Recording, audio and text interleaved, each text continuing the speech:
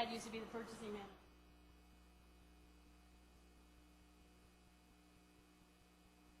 I was a dairy farmer's wife.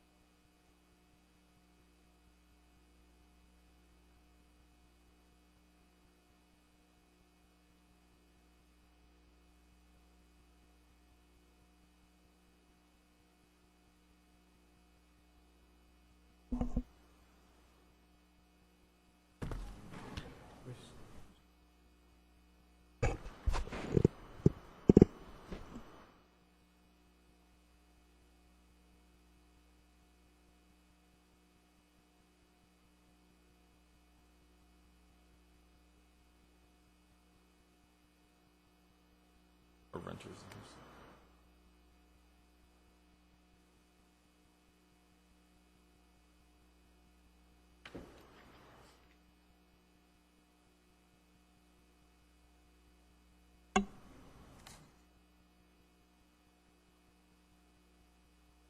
I'll call this meeting.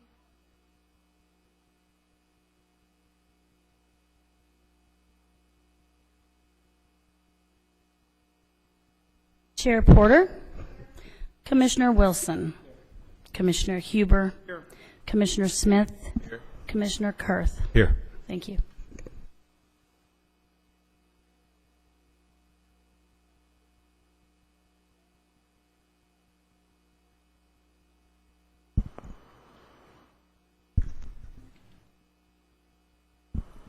Heavenly Father, we thank you for another day and for the opportunity to come together and try to make decisions that are in the best interest of our city. Please guide us with your wisdom, hold us with your justice, comfort us with your mercy, and protect us with your power. We pray for these things in your most holy name. Amen.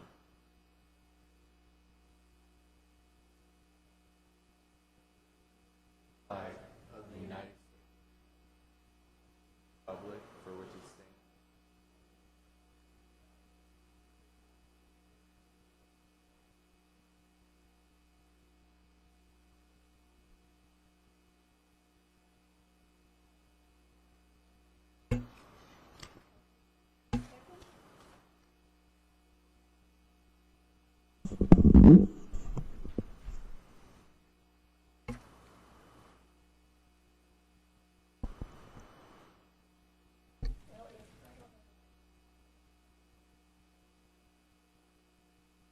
Separately.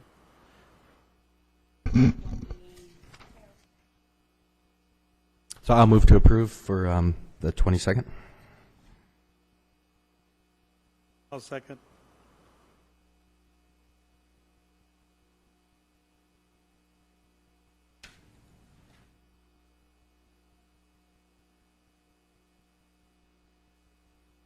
Just a correction. I don't believe I was late for that meeting.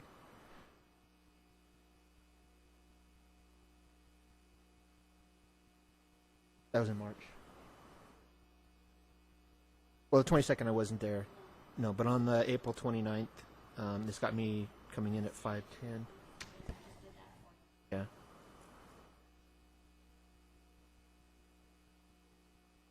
But just a correction, listen, I don't think I was late on that particular meeting.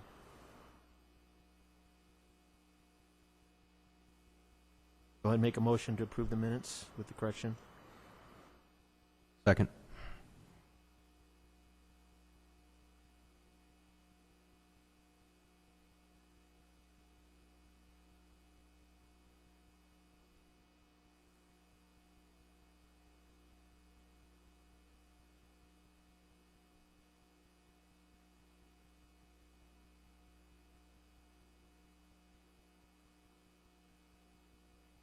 I'll move the approval of May 14th.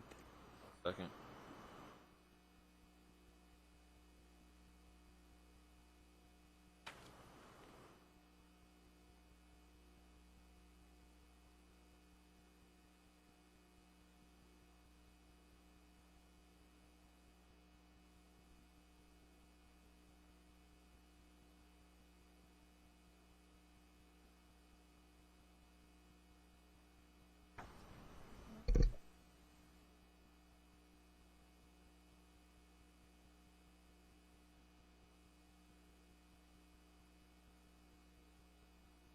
Madam Chair, based on the discussion that we had with the possible conflicts in the nature of the commissioners and the type of rental home inspection that we're proposing, I'd like to see if we can do item number 2 first. I'd like to talk to Carolee, the city clerk, and see if we need to get straws and have you have those, any commissioners.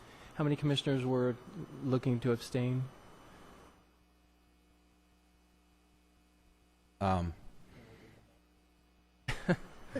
But, yeah, just as it...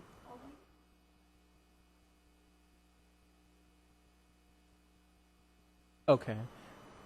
Okay, sounds good. Thank you, Madam Chair, fellow commissioners.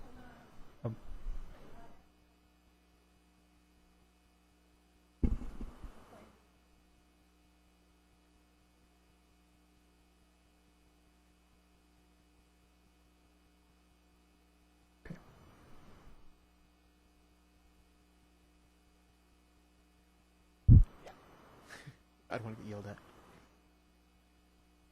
All right, go ahead and open up agenda item number 2. Thank you, Commissioner Wilson. Item number 2 is planning case PLN 14-00010. It's a site plan and conditional use permit to allow for a 170-bed skilled nursing facility with a mitigated negative declaration. This is located on the northwest corner of Winona Street and 11th Avenue. The proposed premier rehabilitation and wellness center of Victorville is a new 170-bed, one-story, 74,000 square foot facility. The facility will be operating 24 hours a day with an expected 230 total occupants, 60 of which will be employees. The underlying R4 multifamily district conditionally permits this type of use. The proposal meets all of the municipal code standards, therefore staff recommends approval as conditioned. There was one add-on from the fire department which clarifies their recommendation to include the secondary access along Winona Street, and that was handed out today. And we're available if you have any questions. Great, thank you.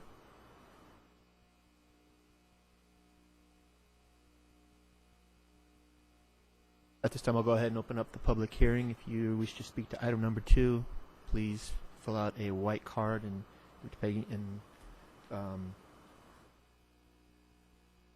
I'll go ahead and open up the public hearing. Does anyone wish to speak to item number 2? No. Would you like to talk? You're fine. You're good. You're the applicant. Forgive my unfamiliarity with the process today. No problem. My name is Doug Pancake. I'm the architect for Aritz Victorville, also known as Premier Rehabilitation and Wellness Center of Victorville. I'd like to start by thanking the staff. I think this project has been processed in a relatively quick manner. It went faster than my client could go, so that's always good news. So thank you for that. Good work. The project is straightforward. It is the only thing I wanted to add to your packet, or your packet of information, is this is actually a joint kind of an experimental project with OSHPD, Office of Statewide Health Planning and Development. It's a reuse of a set of plans that was specifically designed for a rehab and long-term care skilled nursing facility that we designed in Victorville. It's been approved in OSHPD and is actually under construction there. So we have developed a fast-track process with OSHPD. We've been able to work with San Bernardino and Victorville Fire to create our fire access that we have. And so we've been given a ridiculously short time period that I don't want to tell you what it is by OSHPD. They told us they would process it in no time. And so we're looking forward to having this be a wonderful example of private, public, and state, or private city and state collaboration on this building. It is 170 beds. There's 3 nursing service units. They're surrounded by this wonderful large rehabilitation gym. To my client's credit, they've invested a lot in single-loaded corridors, so lots of natural light is going to be coming into this healing environment. And the majority of these residents will be short-term residents, short-term stay residents who are recovering from surgery, light stroke, cardiac event, something like that, get them back on their feet and back into the community. If you have any questions on the project, or I can provide more information than what you already have, again, my name is Doug Pancake, Douglas Pancake Architects. I would like to introduce Daniel Wisnicki. He represents the owner and Aritz Victorville, also known as the Premier Wellness and Care Center of Victorville. Thank you. Thank you. Any questions I can answer for you? Thank you. Anyone else wishing to speak to this item? All right, I'll go ahead and close the public hearing and bring it back to the council.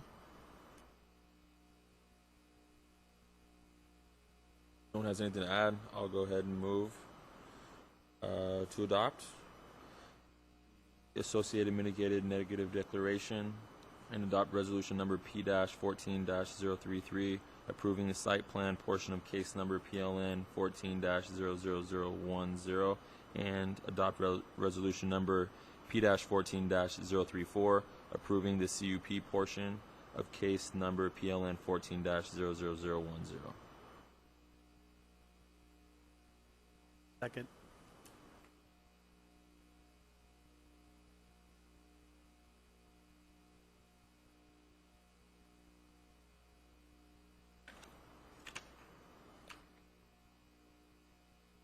That has been approved. Thank you.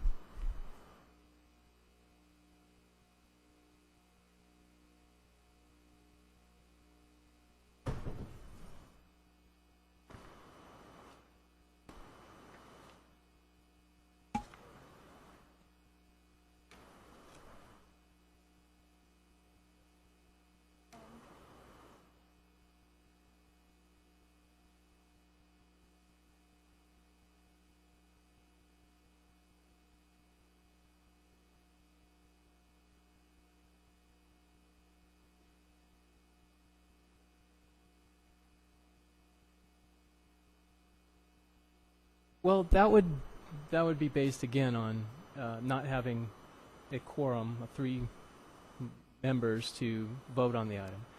Staff would recommend, based on those of you that own rentals, that you have a conflict, especially when you're voting on a fee or recommending a fee that you would be required to pay.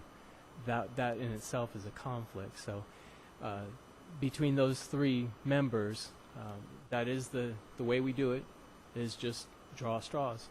And one of you is going to be required to vote on it. So. Sure. I can come before the dais and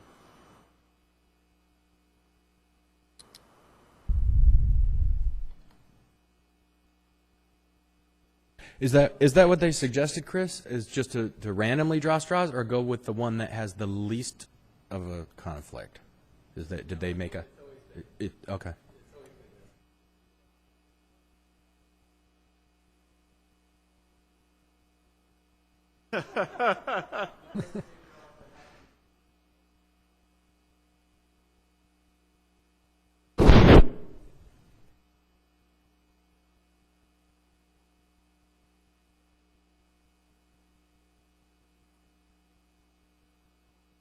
I'm pretty happy.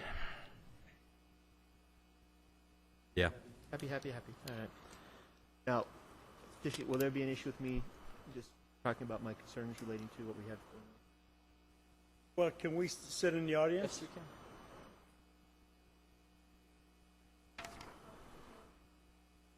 They should, yes. If I didn't do that for them. This is Bob. I'm going to recuse myself as I have a property management company that manages rentals in the city of Victorville. I'm going to accuse myself because I own property, rental property.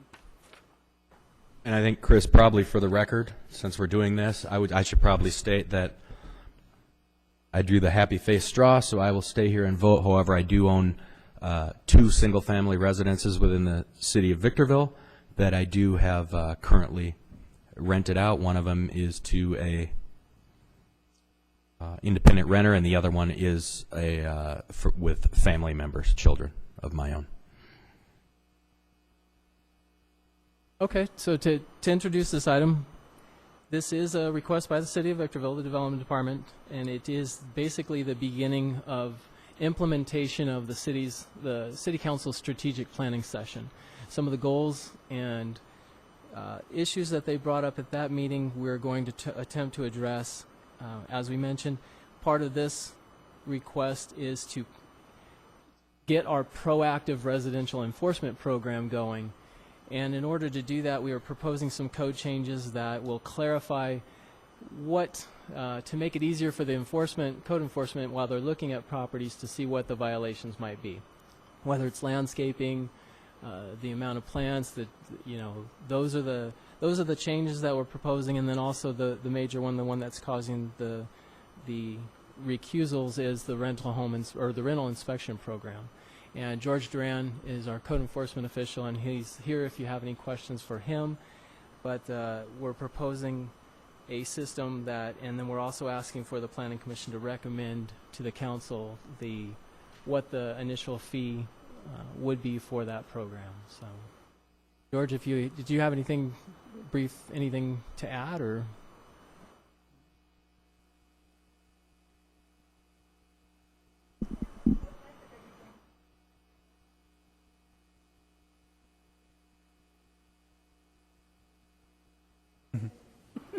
To proactively identify these properties?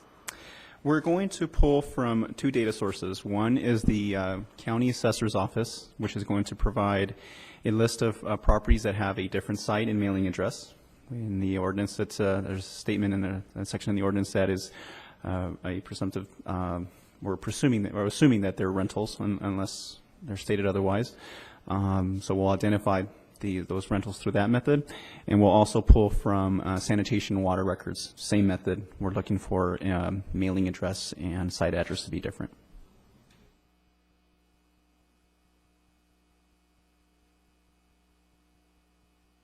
Thank you very much. No problem.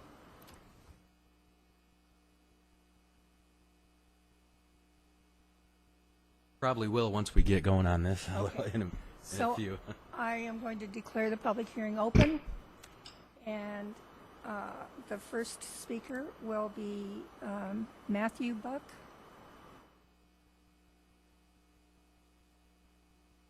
Hi, good evening, members of the commission and staff. My name is Matthew Buck. I'm the Government Affairs Director for the California Apartment Association, the Inland Empire Division.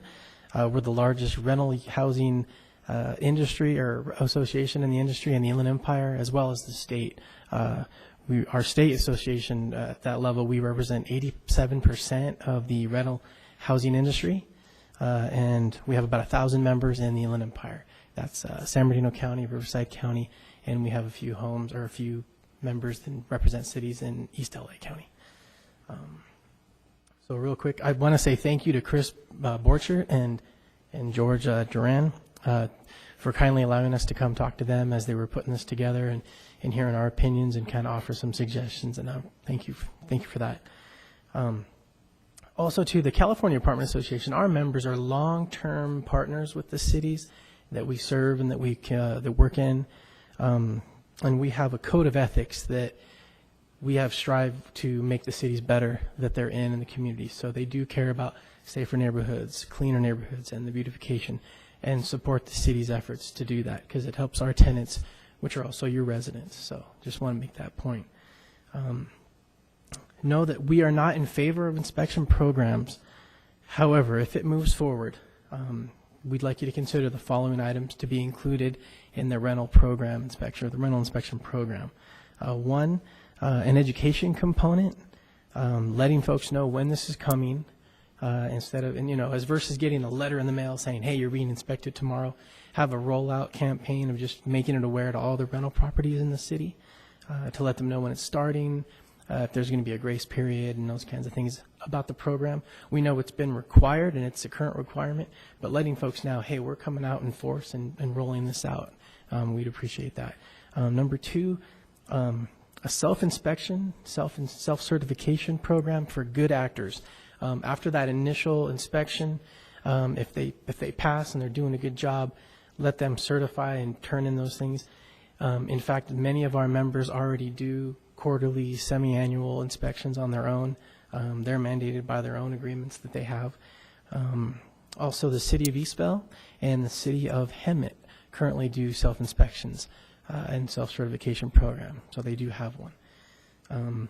Number three, under that crime-free thing, which we really like, the crime-free tenant, we wanted to add it's called a crime-free lease addendum.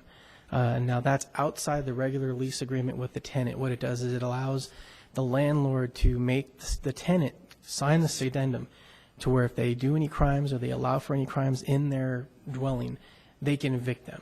And they don't have to go to court and get proven guilty or not guilty. It's if there's a preponderance of evidence, they can get rid of them. So we would like that to be part of that section under crime-free. And we can get copies of that for you at some point down the road if you want.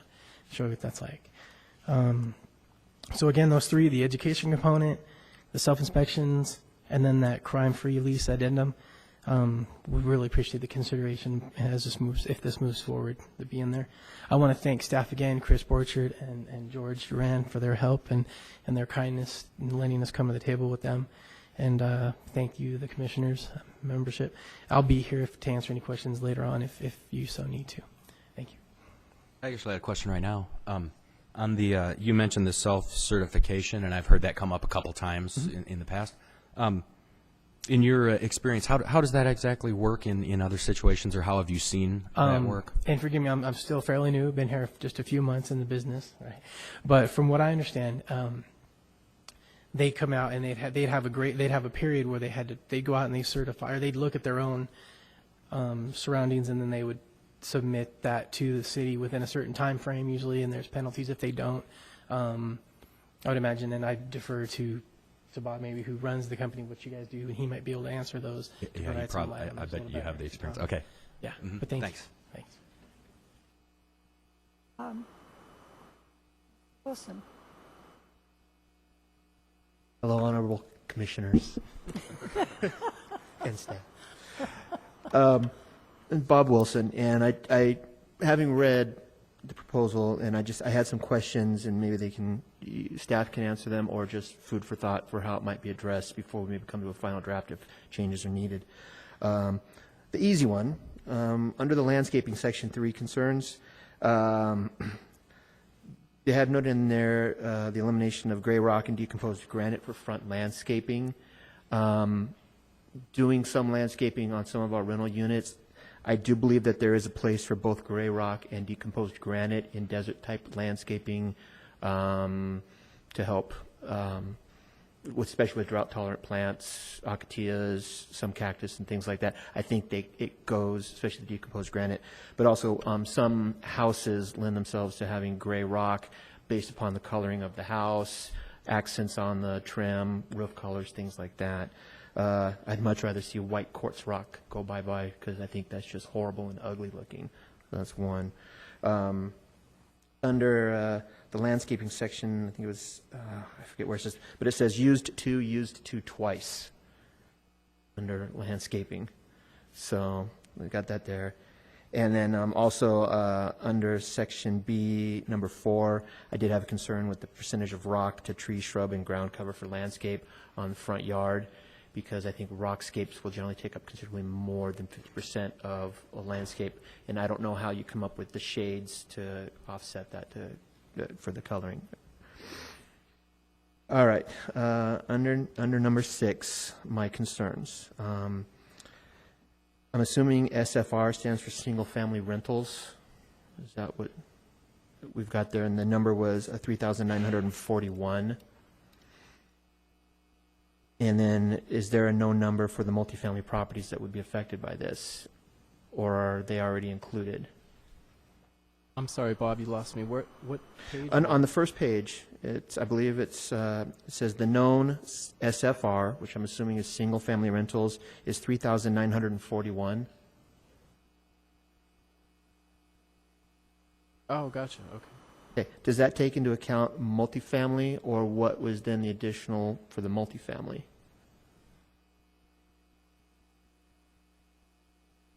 Okay. Now, how, and I'm just speaking from our business. We're seeing our investors are beginning to leave the market. Their homes are going on the market, being resold, and not as rentals, but as single-family homes. My numbers basically, in 2013, we lost 62 houses, but we only gained 37. And so far this year, we've lost 24 houses, but we've only gained 11. And in addition, one of our mid-sized investors has advised us that we are not to renew any leases as they come due, and that they're going to be selling those houses. So while we are picking up some houses, we're seeing more houses go away, which basically back in 2008, 2009, 2010, all of our growth was single-family homes. But now that the market has turned, prices have come up off of their lows, we're starting to see those go away. How is the loss of income going to be addressed? If single-family homes start to leave the market, you lose people out of the program, how is that offset and going to be lost, or that money is going to be covered? So that was one concern that I had. Under section 16.605.030, the crime-free lease addendum, as far as a management company, that's actually already a part of our lease agreement. And then the second question I had is, that was number A. And then on number E was the rental inspection fee. Is that in addition to a business license fee? No, those are one and the same? Okay, because that's not clear from the first part of how it's written up to what's written up actually in there. Under 16-605.090, I would like to know how are the sales of properties and the rental properties going to be tracked when a property sells. The next one I've got is, it covers two different portions, but 16-605.070 and 110. I'd like to know how this is going to be enforced. How is the city going to work with owners attempting to correct violations, giving them the opportunity to serve their 3-day pay or quit, or I'm sorry, 3-day perform or quit, or are there going to be issues with owners that are attempting to correct an issue, but sometimes because of certain laws, we have to give 30 days notice, sometimes 60 days notice in order to get rid of violators, people, the tenants that are violating the contracts. Is the city going to be working with those owners? And if they are, and if this goes forward, I'd like that included, because if you're going to continually find an owner that is attempting to work, and granted, George, I'm not saying that you would, but if you retire tomorrow, who's the next guy that's going to come in that says, hey, it's on the books, screw you, there's another $25, there's another $25, there's another $20, because it's written in there that way. I do have a concern about that. And then, is everything going to be going strictly through the owner, or would there be an opportunity for a management company to be included on mailings? If a notice goes out to an owner and you guys have a master list that is being managed by a company, will that company be able to be notified so that they can take direct action against the tenant to make sure that they're either brought back into compliance or it's addressed and they're gotten rid of? So that would be that.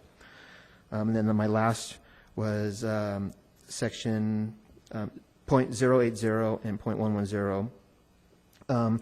Is it the owner's responsibility or the management company's responsibility to notice tenants that are in violation, or will that be something that will be coming through the city?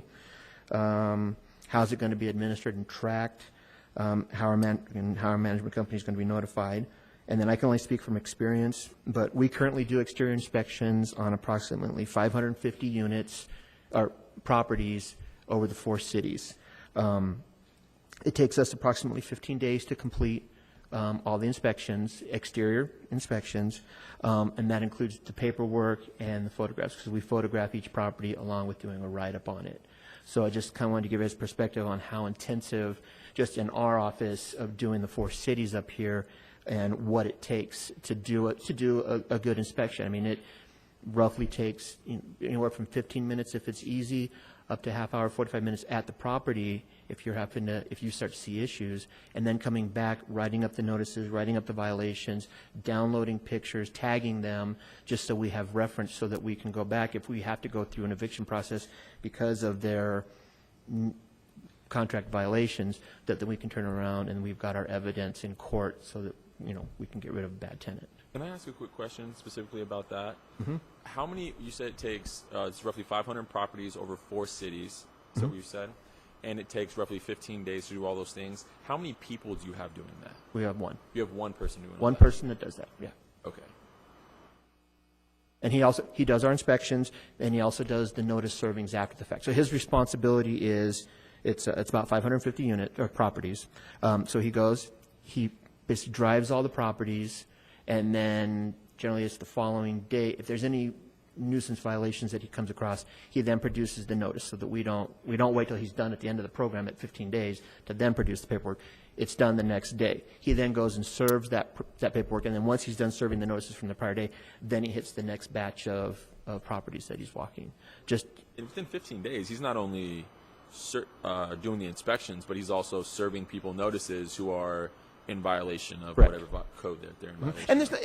And that side of it, it's not a lot. I mean, it's a very small percentage of our tenants that have contract violations. The majority of the time is spent driving and documentation. Documentation is what's key, because if you go in front of a judge and you're not documented or have poor documentation, then you'll get nailed for it. So, anyways, but those are basically my concerns. So, thank you. Thank you. Mr. Huber. Good evening, Commissioners. My name is Larry Huber. Bob inspects one of my units every month.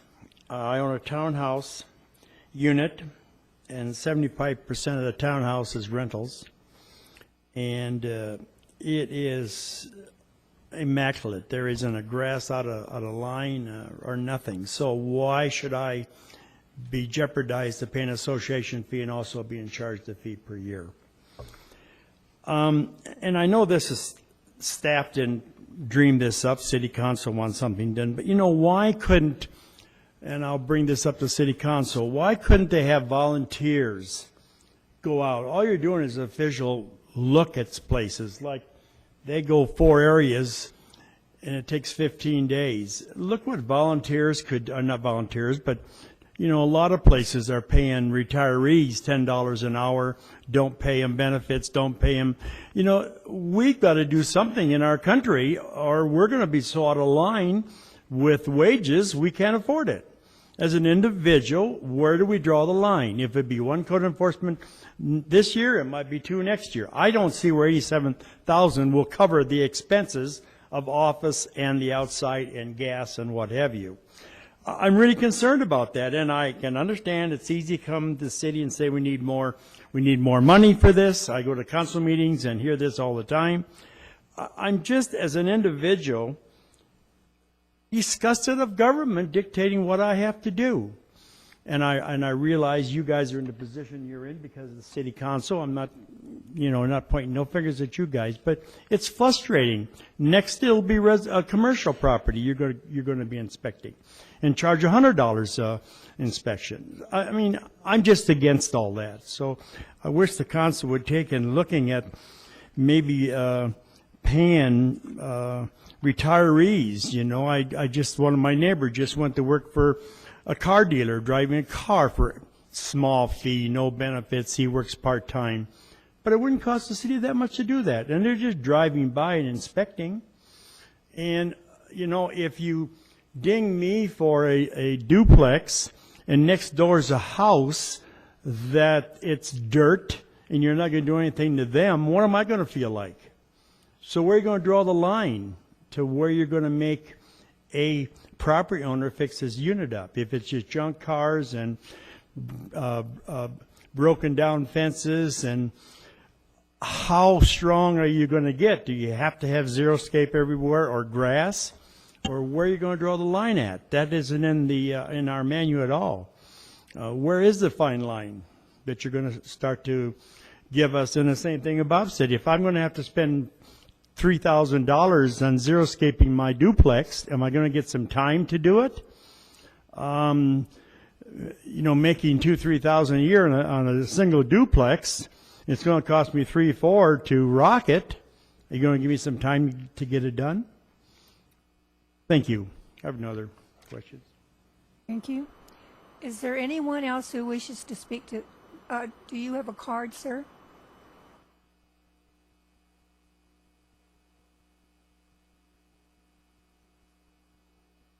They're in violation and they will be fined.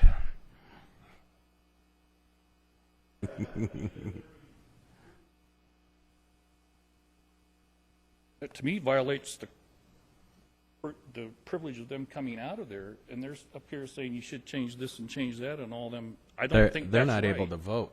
They can't vote whatsoever. But they still have an influence on you people because they work with you. Well, And they're citizens of the city. yes, they are.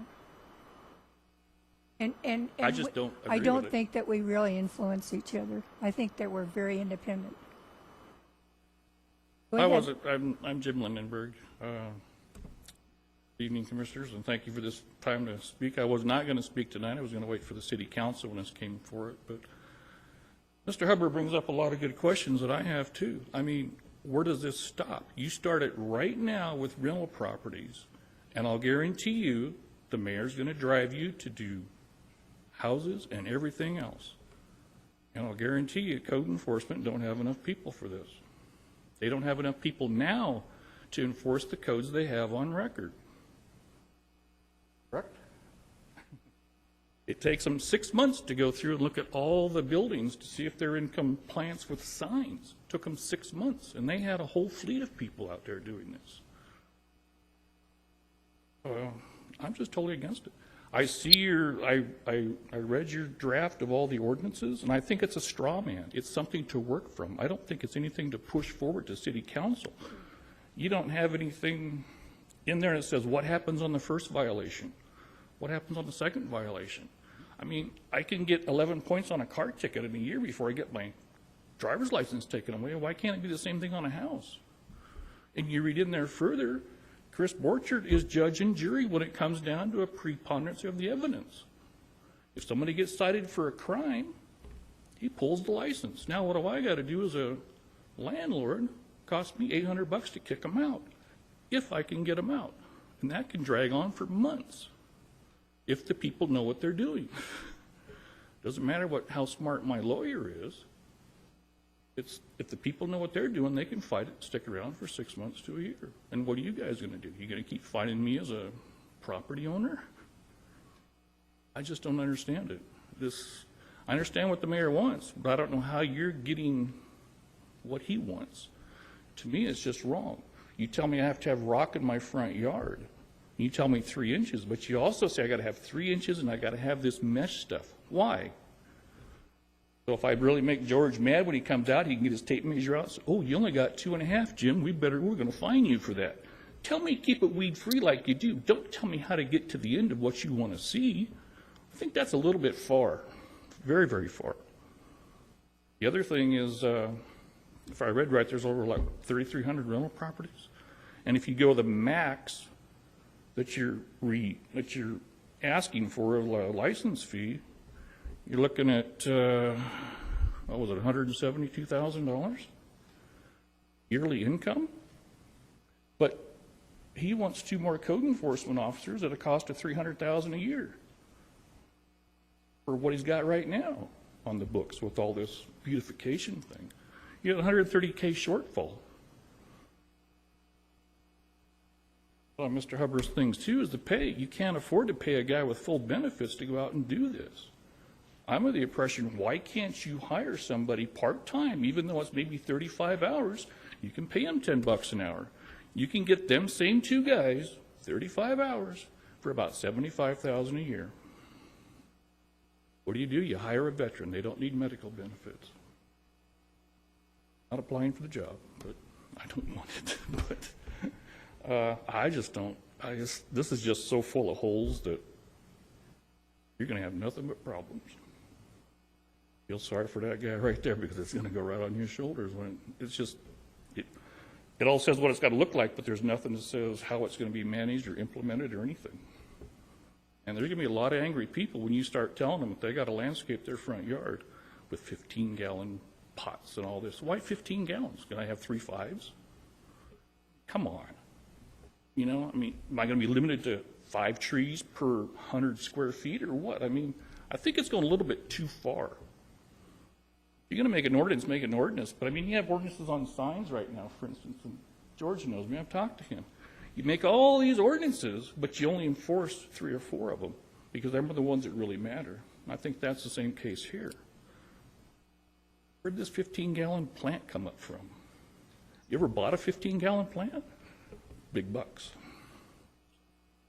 That's my soapbox. I'm done. Thank you for your ear. Do you have any questions for me? I'm just totally against it. And I know you're marching to the mayor's orders.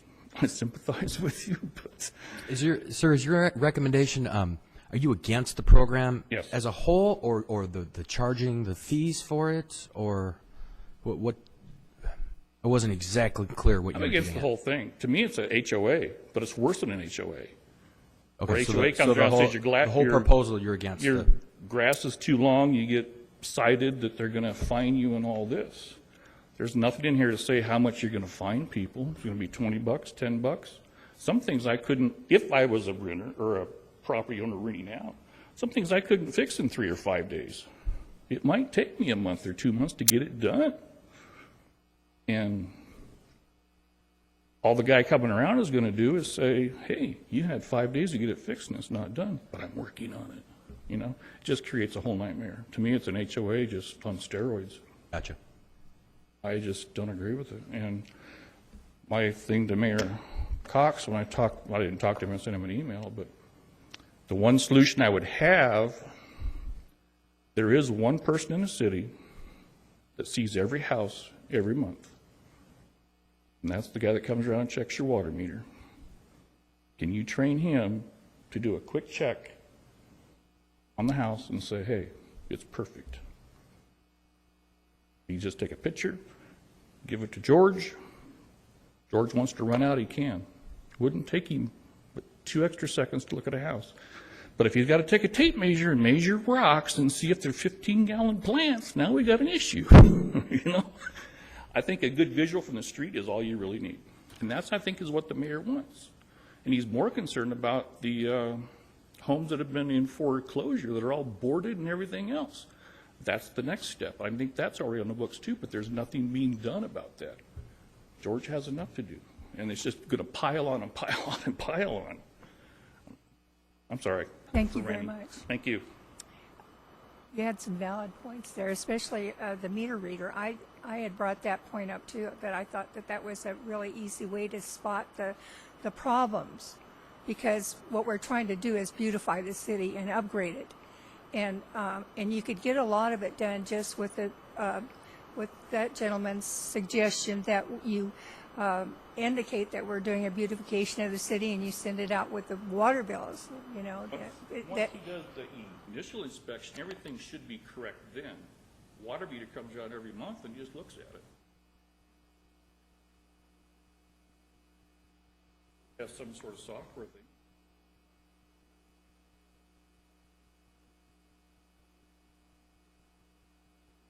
Thank you very much. Is there anyone else who, yes? Forgot to add, we're also asking to consider an HOA exemption if the rental property already has an HOA doing this, and they're very hardcore to consider exempting HOAs that have rental properties. Thank you.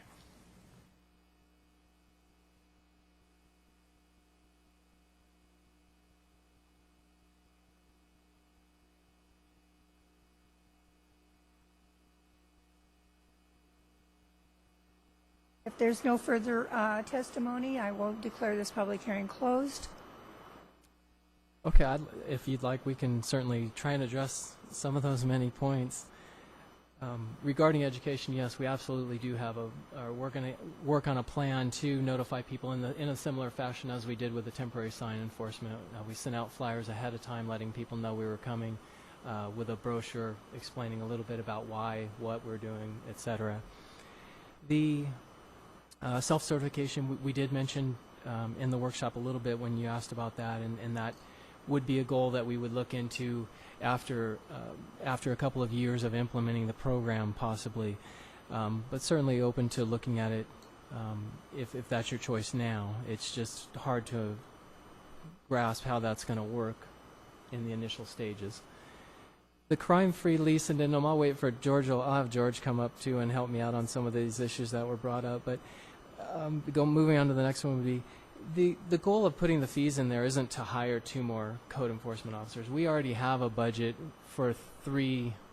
We already have 2 new code enforcement officers right now, and we have a code enforcement officer who left. And the goal was just to show you, give you a fee rate and show you that how much it costs for an officer. I was surprised how many properties Mr. Wilson pointed out that one person is able to do. That's pretty impressive. We were thinking that 2 people, could cover the amount of rentals that we have. Regarding the number of rentals going down, sure it could, but it also could go up because these are just the ones that have licenses through us right now. So it could be 5,000 right now that we don't know about. But I absolutely understand his point that they may be going down as property values go up. And again, this is part of the proactive residential enforcement overall. These laws and rules are on the books right now. We're just trying to clarify them to try and make them enforceable and more easily enforceable for staff when they're out there doing these sweeps. The depth of a 3-inch rock and a tape measure, that's absolutely, maybe we can reword that to an adequate depth to cover the material beneath it. I completely agree. No, I don't. I hope we're not have to tape measure every inch of every square foot of the property to check that. So it's a valid point. The 15-gallon plants they're minimums. It's you can ask for a 5-gallon plant, but again, if you don't put a minimum in there, then people will take it from a seedling and call that their tree. You know, so there's reasons why we put these things in there. We, you know, for commercial businesses, yes, it's 24-inch box, but usually that's a 15-gallon plant that's been transplanted to a 24-inch box, so it's not that big necessarily. So 15-gallon was what we thought was somewhat affordable. It is in the $40 to $60, $70, I don't know for the type of plants, but it's in that range for each plant. The reason there's no discussion of what the fines are and everything is because it's going to be a typical code enforcement process. That is in a different chapter of the code.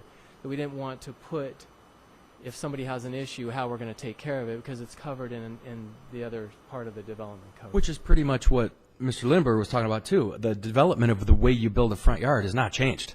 If you like, we used to have be able to have grass in the front yard. Now, when you build a new house, it has to be drought tolerant, right? Correct. If you still have grass, that's fine. If you let your grass die and it burns out and goes to dirt, now you've got to do something with it.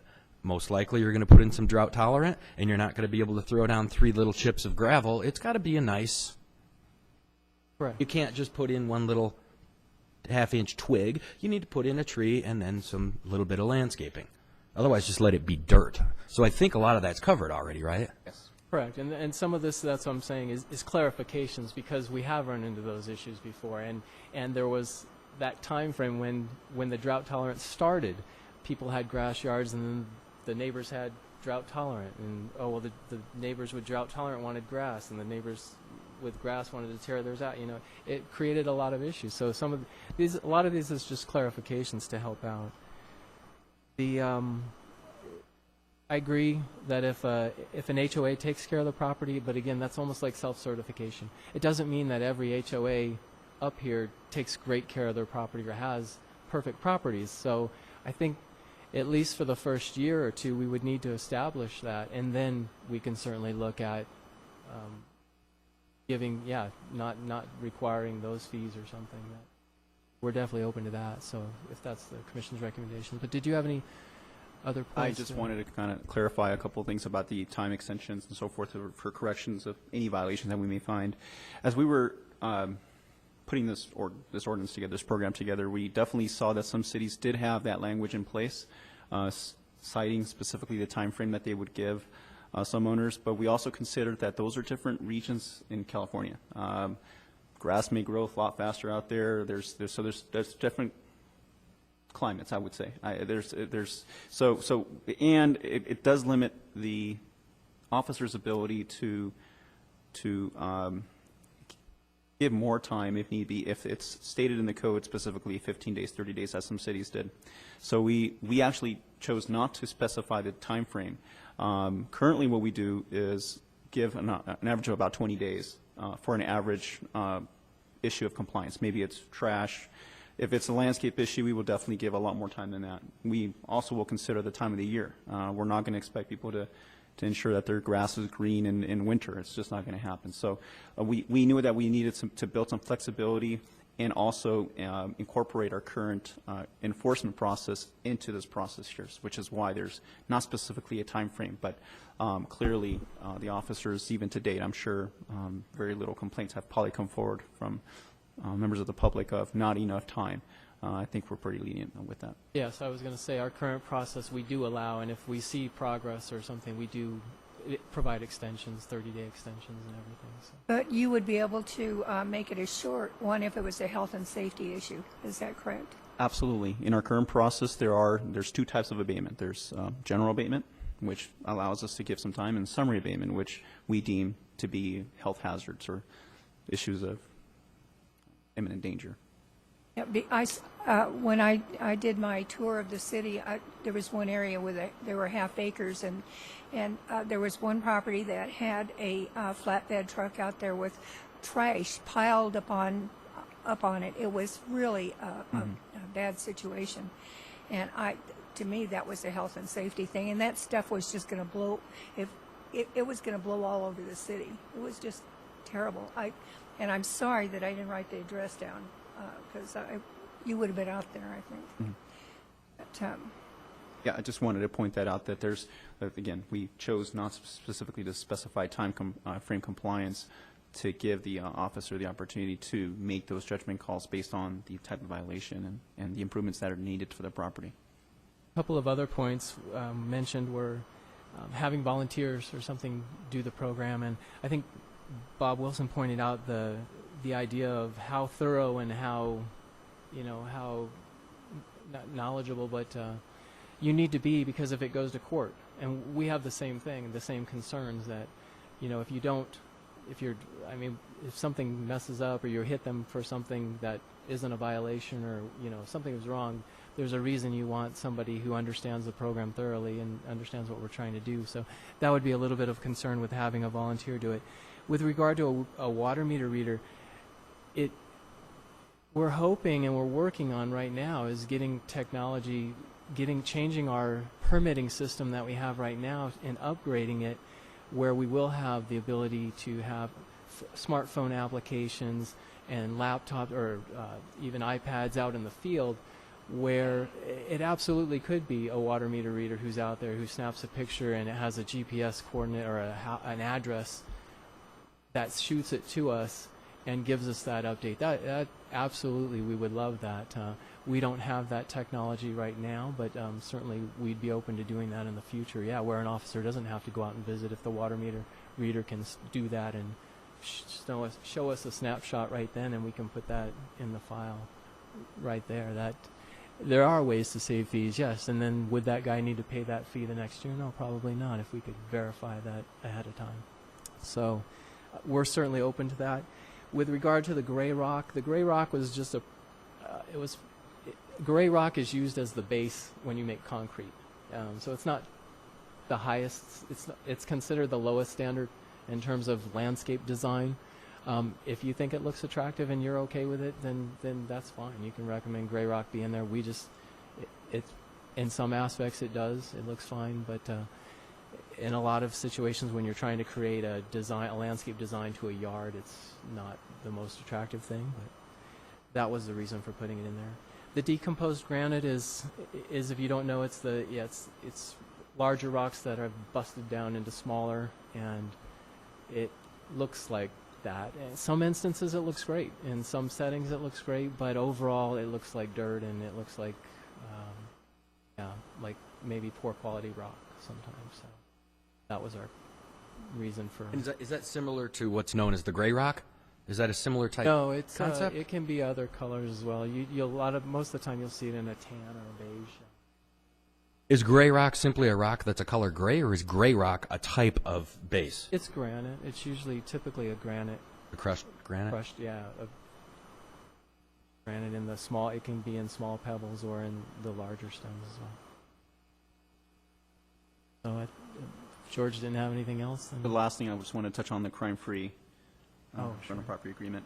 The idea behind that is currently, for example, for licensing, for business license, in general, we issue a business license application, and with that application is a certification for the homeowner, for the business owner, I should say, acknowledging that they're required to have workman's compensation insurance. It's just basically a notice saying if you're going to have employees, you have to have that.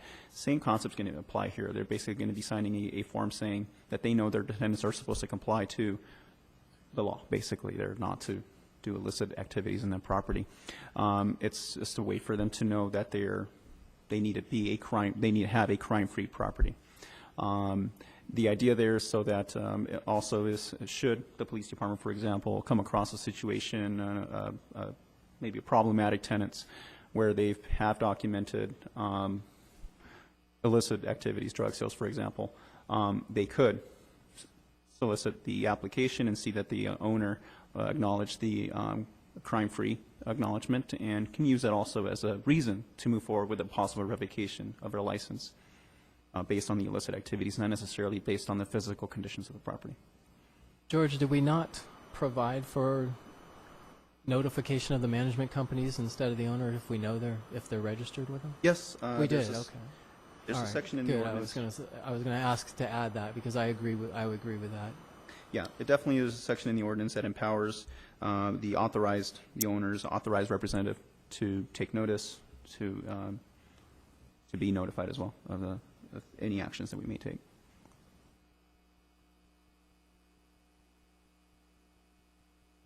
Very much. Thank you.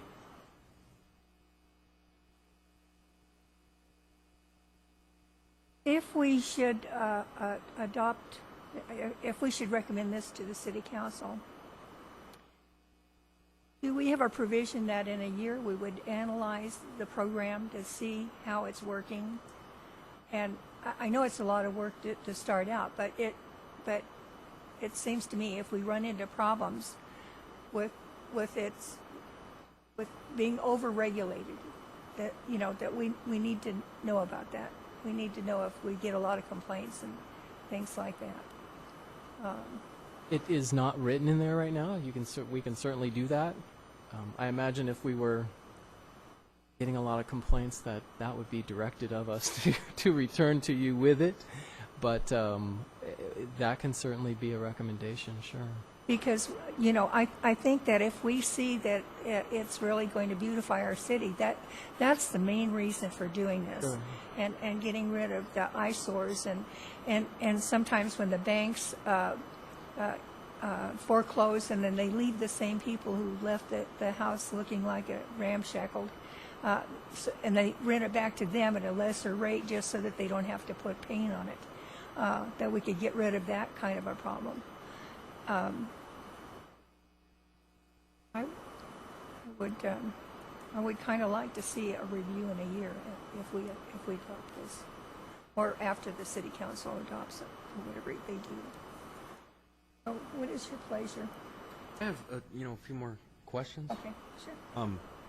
In my situation, I stated I have a couple of houses. One of them, the fair market rent on the, it's just a regular, smaller 2-story tract house. I get $1,100 a month in rent, but I've got mortgage that's like close to $1,000, and then I've got to pay the landscaping guy who comes and does the front yard and the backyard every week, and then I pay for the trash and I pay for the water, and just with that alone, I lose money each month just trying to keep this thing looking nice, keeping the grass green, paying the landscape guy. He's constantly tweaking on the sprinklers, otherwise I'm paying more in water.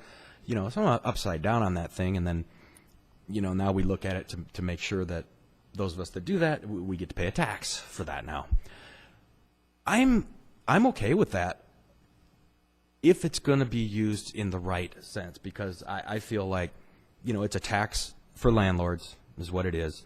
And we have such problem in this city that personally I only got a couple houses. I don't mind paying my fair share. It's like I feel like it's a donation, kind of like when we ran out of money and we had to give a donation to keep the street lights on. It's just what we do, because this is a big issue that George is dealing with.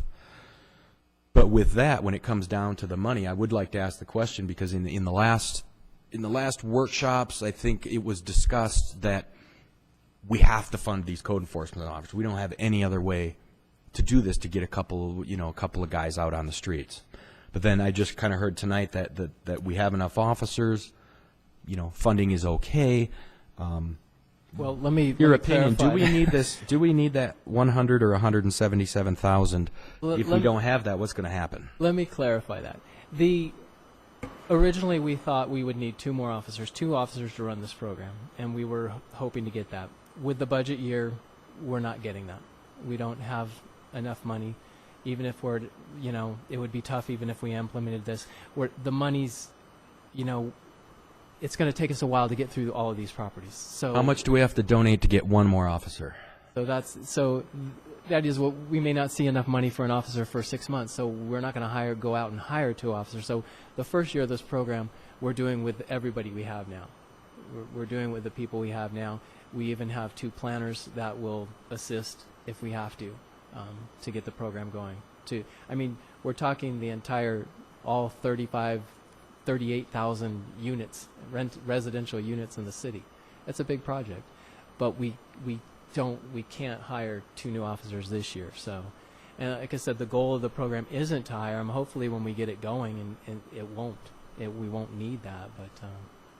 But it's not like maybe, like Bob had said, maybe the investors start selling off in the market, which I guarantee I'm going to dump these as fast as I can when I can. I screwed up in the last cycle and I kept them, and I shouldn't have. It's a pain, and I lose money. And then, you know, the other thing is simply that people may come into compliance. A certain percentage may, you know, come into compliance, and that'll alleviate some of the workload. So what is truly staff's recommendation when we're looking at these numbers? Number one, do we have to have a fee to help pull this program and start this? You know, I want to be reasonable here. We can't just pull a bunch of man hours out of the air. I know. Do we have to have this fee? And if so, what is the real recommendation? Is $25 per person per house really going to do anything? Does it have to be more? That's kind of where I'm wondering, if that's the case. If I may just briefly tell you what we do now. Currently, there is a business license required to rent property. The city collects one $25 fee, does not collect an annual fee. So annually, these licenses are administered by staff for free. There's no inspection that goes with it, so there's no quality to that license. They're just issued for free. So they're for administering these. So the $25 fee is based on the established fee. At least the first $25 fee is based on what's already established and what's already in place now, with an annual requirement. Understanding that annually, for the last 3,900 or so properties that we have listed in here, we've been processing these licenses for free. So we mail them out for free, process them. There's no revenue that pays for that service. That's one. Two, the fee structure. So we're losing a lot of money. Why were we doing that? Why were we sending out a license so we knew who we are when we already know who you are, because we get tax rolls and water bills? It was the way the ordinance was written. The ordinance was written to not include an annual fee. It just didn't have that ability for, when we looked at it, when we took over business license a few years ago, we looked at that as well and thought, there may be an error. No, it just didn't allow for. You're kind of doing that already, in a sense, for the people that have complied? For those that have a license, they've already paid a $125 fee, and annually they get a free license. And it's a bit problematic because it's, again, there's staff time that goes along to managing all those licenses, and there's not a fee collected. So the $25 fee that's proposed right now, the first level of it is intended to at least mirror what's already collected now. It's just on an annual basis, at least to pay for, one, the inspection services that are going to be included with this, and a reinspection, because there's going to be a reinspection element, should we find a violation, without a charge. And even if you go beyond the $25, $35, or $45 fee structure that we're asking for your direction, it's still considerably lower than any rental inspection program we found anywhere since in our survey. I know the man had mentioned Eastvale and Hemet. Their fees are above $100 per property, and of course there's some incentives that go with that type of program. There's a self-certification incentive that goes with that, so it provides for a lower fee, I think $45. But even with this fee structure, it's already fairly low, and it's already a fee that's already been paid for by 3,900 or so of these properties.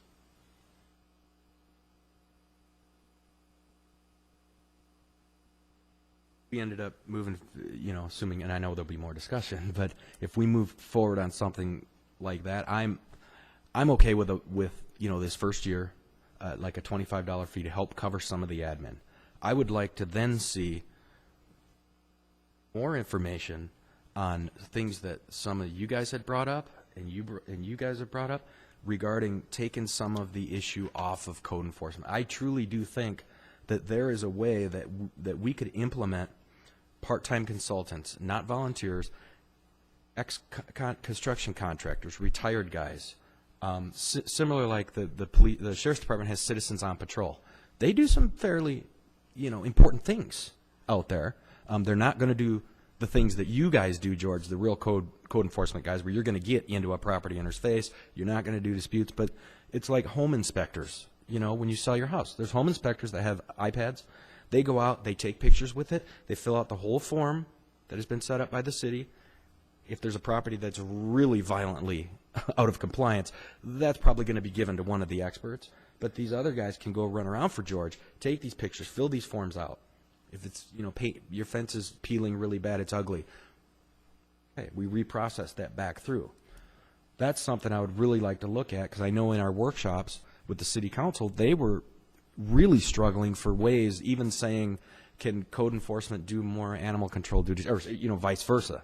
really just pulling for strings. This seems something, fairly doable at a lot cheaper price than a full city benefited employee. The other thing is, when it comes to this self-certification stuff, I don't know which way that could go. That ties in with the HOA stuff, ones that are in compliance. Those of us that are pretty well off, and we're going to be next year too, probably. Is there a way that we can have proved ourselves faster than 3 years? And I'm not saying my properties are perfect, because I guarantee if you go there right now, you are going to see some flaking on the outside of the fence.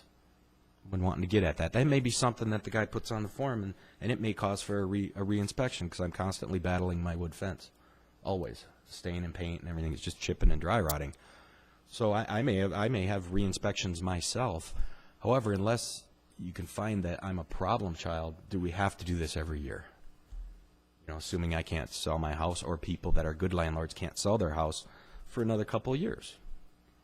Those are the kind of things that I'm willing to make my vote that way, but want some more to it, because more that can be out there on the streets doing this, the better off we're going to be, and fast. Get out there and hit all of these houses. We got 4,000. That would take one guy. You'd have to like four or five an hour, in a year. So if we can get a small little army and go out there and just knock this out and try to get, man, if we can get 20 to 30% of these burnt out lawns starting to come into compliance, get all the junk cars and boats off the front lawn, that should be reasonable. If not, they're towed, right, within a few days, a week, or whatever the compliance cure right is. That is our That's goal. the mission. That is our goal. It is our mission to put the majority of our staff out there sweeping the neighborhoods and take care of it as soon as possible. I'm just leery to throw a number at it and say this is going to work, because years ago when Mike Rothschild was on the city council and he brought up the fact of, let's have business license. That'll get us control everything. Right. We sent out letters to people. They didn't respond. What do we have? We still have junk These laws. are the ones we have from that. That's basically it. It was a waste, and I'm just afraid that George's team will be bogged down in admin stuff when it's just, it needs to just be out there, log this stuff, have it in. I don't think it needs a multi-million-dollar huge computer system, iPads with app-type programs that just, like home inspectors use. Can we tie your recommendation for the self-certification into Paula's recommendation, that if we're reviewing it in a year, then we look at that, we can look at that next year? Maybe we implement a self-certification after the first year.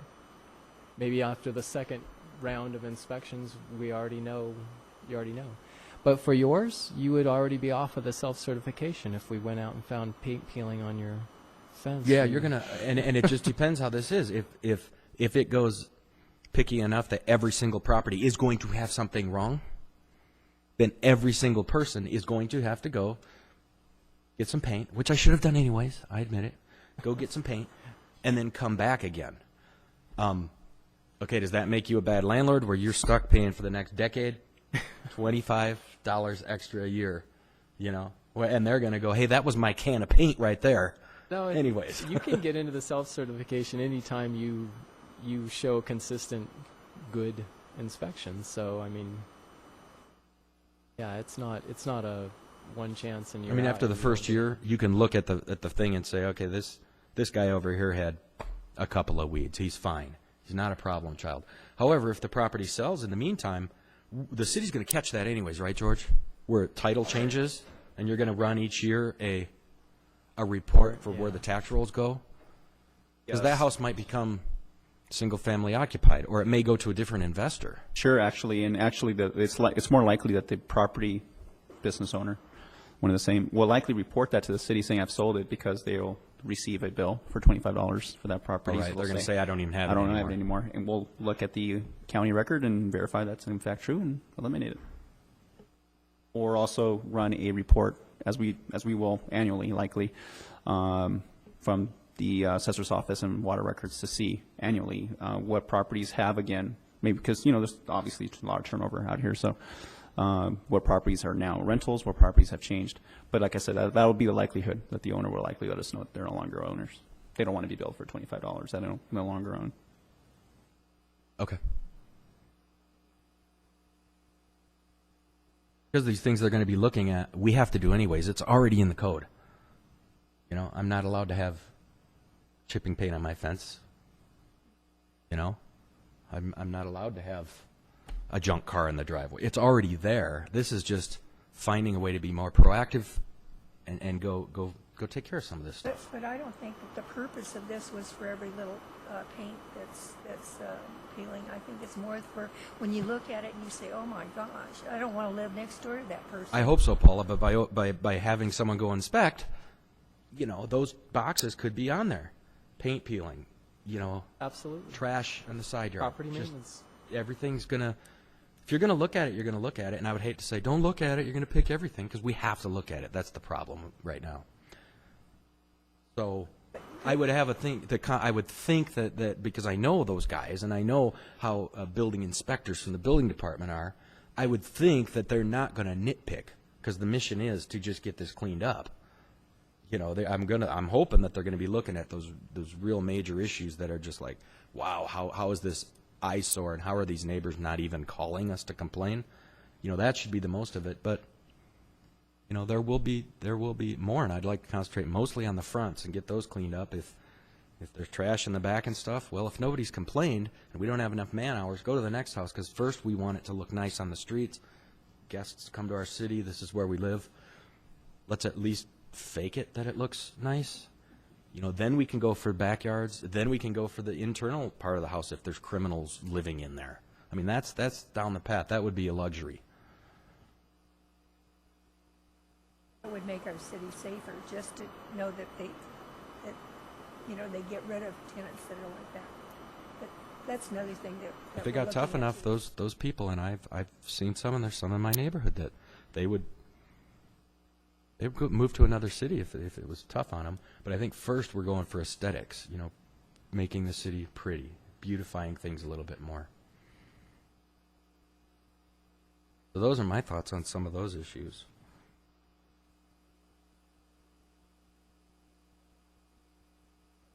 Have a recommendation? Have a motion? Anybody ready to vote on this? I'm personally ready to vote with the provision, like you suggested, for the annual review to see how this program has been working, and then also for the self-inspection certification piece. So those two, I would be ready to vote. And the fee of 25? Start? Have to choose one of these, or are we just recommending the city council? Recommending those to the three? city council, because the city council sets the fees. Well, I mean, I think it should be, one of the things you said was we wanted it to be lower than all the other cities that we've done this for, and that $25 is amongst the lowest, if not the lowest. So I would say for 25. And your motion is that after 12 months from now, this item would come back to the Planning Commission for either a recommendation to City Council or for a review. How would that work? Yes, actually, maybe we could word it so that it's after the second round of inspections instead of a year. That way, 12 months, when we're going out to do the annual inspections, we could report back to you after that round of inspections and find out what we've At the second And you can round see of how inspection. effective it is, and Exactly. that was my thought. And we would bring that back and then have a chance to work on some sort of self-certification, if that even makes sense, if what your team has found, with a report on where were we at when we first started, where are we at today, how many have complied, how many haven't, and how many were good in the first place. And then we can make a determination if we need to Exactly. raise fees, do anything more, no fees, make self HOAs and self certification, or just you're good. So maybe not include the self-inspection piece, because when we take the review after a second round of inspections, we could bring it up. You could look at at that time. everything. Yeah, you could look at everything. Yeah. review the ordinance after the second round of Okay. inspection. Well, if there's nothing else to add, then I will go ahead and recommend the City Council find the code amendment and fee schedule exempt pursuant to Section 15061B3 of the California Environmental Quality Act, and adoption resolution number P-14-040, recommending City Council approval of the code amendment portion of case number DEV 14-00002, and adopt resolution number P-14-041, recommending City Council approval of the business license fee portion of case number DEV 14-00002, including the selection of an annual fee per rental property of $25, and an additional provision to review, or to have the Planning Commission review this ordinance after the second round of inspections. At or after? After the After the second round of inspections. I'll second.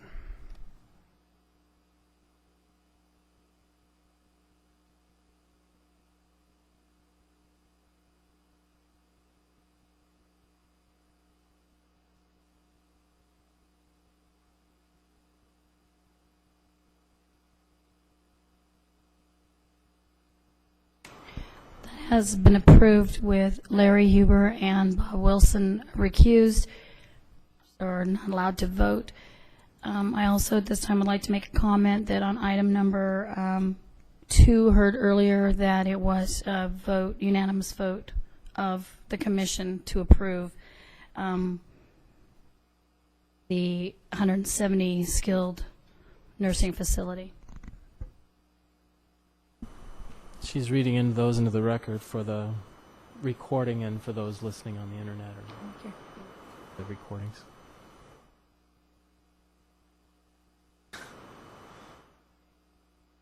How about the last car that you bought? How about the last car that you bought? What's that? I'll do that. I'll take it though. Agenda item number 3. The applicant has requested the withdrawal of this item. Okay.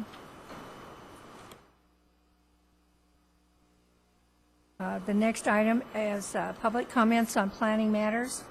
In compliance with the Brown Act, it is necessary for the Planning Commission to make available time for members of the public to address the Planning Commission on items of interest that fall within the Planning Commission's subject matter jurisdiction. Please limit the length of your comments to 3 minutes. Does anyone wish to speak during public comments?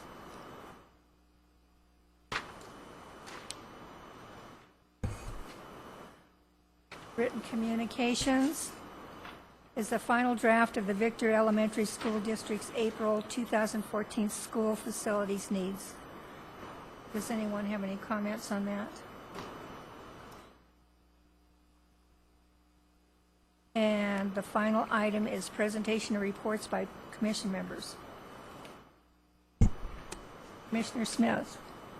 I'd just like to say that after that vote, I mean, nobody wants bigger government. Nobody wants all of these things. But we have not only the city council, but when we were doing those workshops, we agreed that we wanted the beautification of a city and make it safer and things like that. So something has to be done.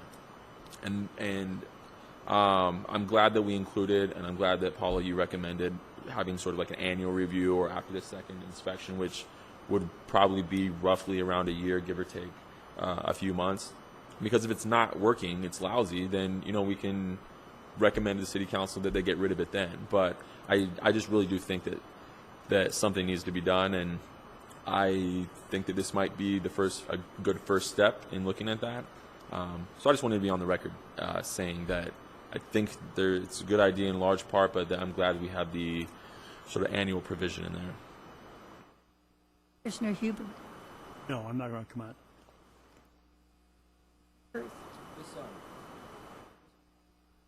Obviously, this, the rental inspection program and the neighborhood beautification, it all ties into everything, even what the city council's working on right now with design standards and possible changes of lot sizes. I just kind of had a question over the last week or so. I was thinking, where's this money coming from? Where should it have been coming from? When it comes into development impact fees, those fees are designed when a home builder builds a house. They spend a certain amount per rooftop that goes into a development impact fee pot. What happened with our development impact fee pot from the other 30,000 homes that were built, the 10, 12,000 homes, whatever, that was built in the last cycle? Would not some of that have helped with code enforcement, police, parks, streets? Only? Infrastructure. Only infrastructure? The development impact fees have specific things they go into: parks, roads, police, fire, And facilities. and facilities, But like city not halls code and enforcement? stuff. No, there's no code enforcement. There's no. That's what they go into. Even for streets, I learned this year that they don't go into building new streets or maintaining existing streets. They go into expanding existing streets to meet the traffic needs for the future. You can widen a street with diff. You can provide traffic signals, things like that. But you can't build or maintain streets that we have now.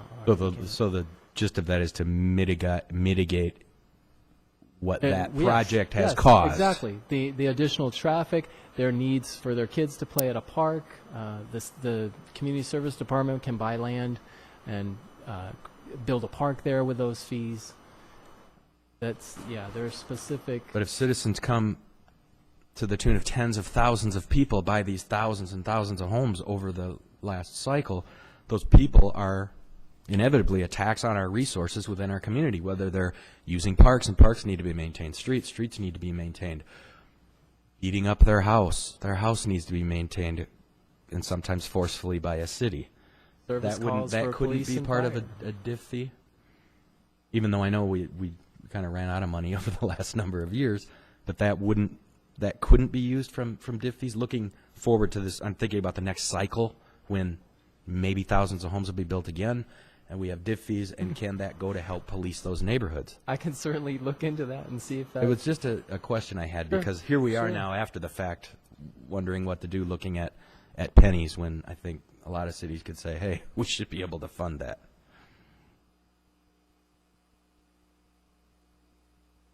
Nothing, thanks.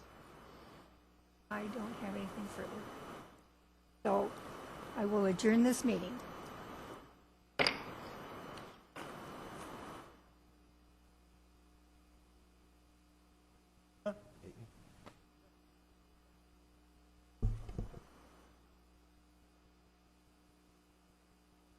I think I can afford him. I